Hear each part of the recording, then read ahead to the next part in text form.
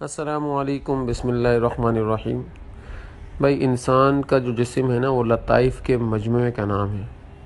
اللہ تعالیٰ کی ذات نے انسان کے جسم کے اندر لطائف رکھے ہیں اور وہ 7 ہیں۔ اگر میں اور آپ ان لطائف کو جگا لیں اور اللہ کے نام کی تسبیح کی برکت سے جگا لیں، اللہ کے ذکر کی برکت سے جگا لیں ان لطائف کو، تو میری اور آپ کی جو روح ہے وہ پاکیزہ جگہوں کے اوپر گھومے، پاکیزہ جگہوں کے اوپر جائے۔ میرے اندر اندھیرا ہوتا ہے، میرے اندر ناپاکی ہوتی ہے، اس لیے میری روح